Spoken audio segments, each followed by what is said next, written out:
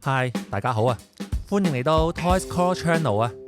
首先非常之感謝大家對我上一條視頻嘅支持啊！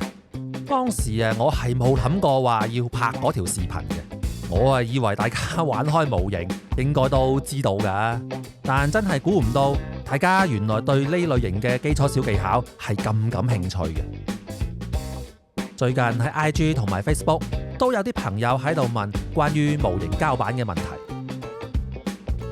例如市面上面有 ABS 同埋 PS 板呢兩種材料可以選擇， PS 板比 ABS 板要貴好幾倍喎。咁究竟買邊種呢？點解有時我用模型膠水去黐一啲嘅改造膠板嘅時候會黐唔實嘅呢？究竟問題出喺邊度？最近我就喺度改緊呢一隻 HG 嘅老虎。咁喺改造嘅時候，自然肯定就唔會少得膠板啦。咁今期視頻呢，我會圍繞住呢啲比較基礎嘅膠板問題嚟同大家做一個簡單嘅分享嘅。由於膠板嘅牌子眾多，價格同埋質量又比較參差，我只會從材質同埋如何使用呢兩個方面去進行分享，係唔會涉及到任何嘅品牌嘅。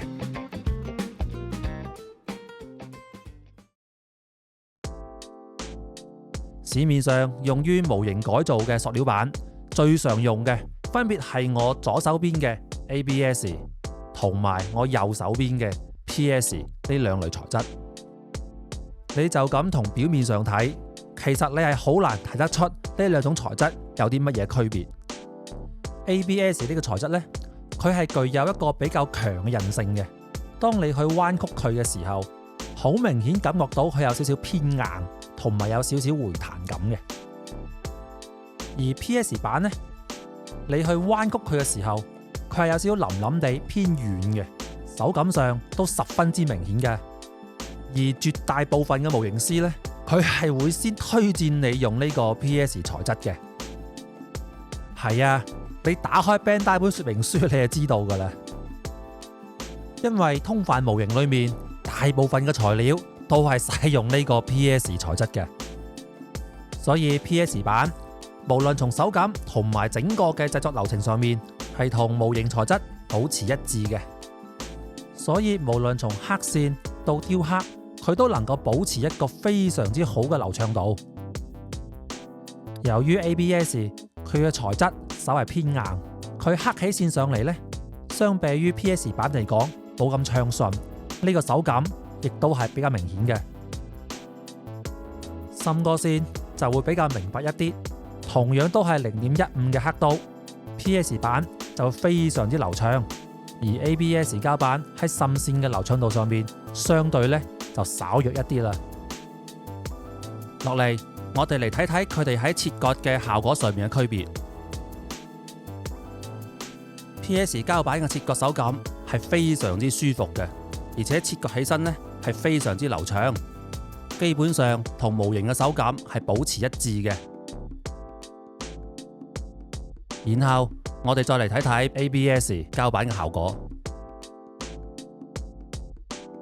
佢喺切割嘅時候，手感呢明顯係偏硬嘅，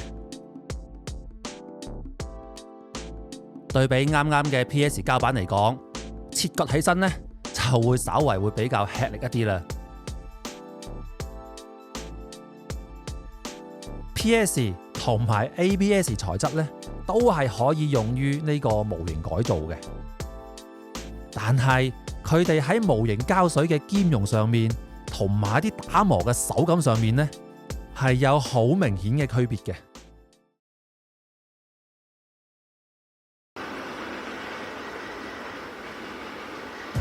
而家影片裏面所使用嘅係厚度為0.5嘅 PS 板。由於佢係同模型係使用同一種材料啊，對比於 ABS 膠板嚟講，係更容易切割同埋打磨嘅，亦都係兼容所有嘅模型膠水嘅。所以喺搭建任何零件嘅時候，都可以用棍式同埋田工嘅速乾型膠水嚟搭建，可以加快佢嘅乾燥速度，然後進行打磨，完全唔需要擔心呢個材料會唔會對某啲膠水會有排斥，都係非常之暢順同埋高效嘅。呢一個就係零件嘅雛形啦。呢隻材料使用起身呢，可以講話係零門檻啊。點解咁多模型師首選係會用 PS 膠板，就係咁嘅原因啦。唯一嘅缺點就係貴。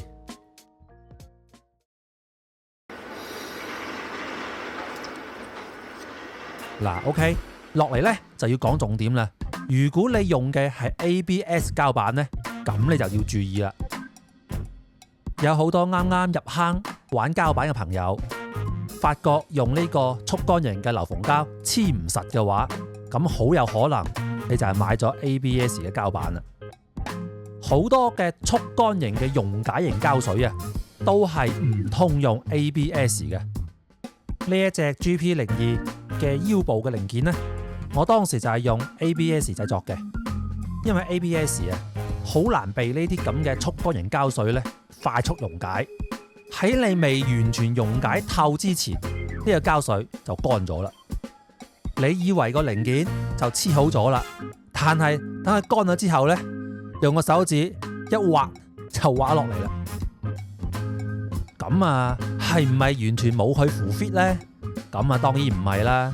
喺田工嘅官方上面建議你使用最普通嘅流縫膠水，因為呢隻膠水嘅乾燥時間啊會比較長，所以佢有充分嘅時間去對 ABS 呢個材質咧進行呢個溶解，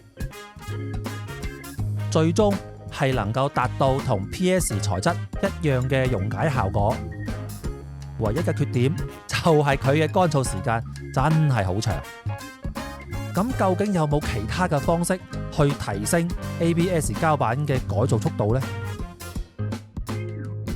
咁你就可以試一試呢隻495型號嘅膠水啦，屬於低白化多功能膠水。我而家喺黏合好多 ABS 材質上面都係會選擇呢隻膠水嘅。從工作效率上面嚟講，佢嘅效率肯定係會比傳統嘅綠蓋膠水咧係要快嘅，而且495乾咗之後咧係十分之好打磨嘅。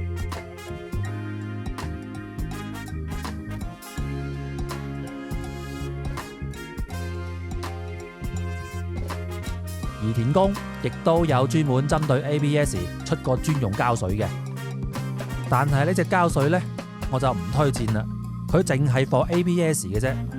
如果你兩個材料都係 ABS， 咁佢嘅黏合力咧就會達到最大嘅強度。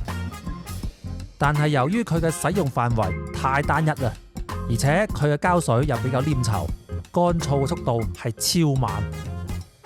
我更推薦你用呢種495嘅多功能膠水會更加好。講到呢一度，相信大家已經對膠板開始有一個基本嘅概念。咁至於你係想選 ABS 膠板呢，定係 PS 膠板，咁就睇自己嘅需求而定啦。撇開價錢唔講，如果從呢個體驗嘅角度嚟講呢，咁PS 版肯定係優勝過 ABS 膠板嘅。佢嘅材料無論從雕刻、刻線、打磨等嘅手感上面，與模型咧係保持一致嘅，你製作起身就會更加輕鬆。特別好似呢啲腰部咧，佢係有呢種嘅高低起伏，你黐完嘅膠板之後係需要重新雕刻嘅。咁 PS 版就會更容易切割同埋更容易雕刻。假如呢個位置你係用 ABS 嚟去製作嘅，咁當然亦都係冇問題嘅，就係處理起身會比較吃力，冇 PS 膠板嚟得咁輕鬆咯。不過而家呢，我就已經好少再用 ABS 嘅膠板噶啦，因為主要處理起身會比較困難。但用喺一啲關節嘅改造或者需要做延長嘅地方呢，我都係仲係會用到 ABS 嘅。好啦，今期視頻呢又差唔多啦。今期呢係一個比較基礎嘅分享，咁希望可以為一啲準備要購入膠板或者想嘗試做膠板改造朋友，解決一啲喺膠板使用同埋選擇上面嘅疑惑啊！如果我條視頻對你有少少幫助嘅話，麻煩俾個 like 我啊！ OK， 今期先到呢度，我哋下期再見啦，拜拜。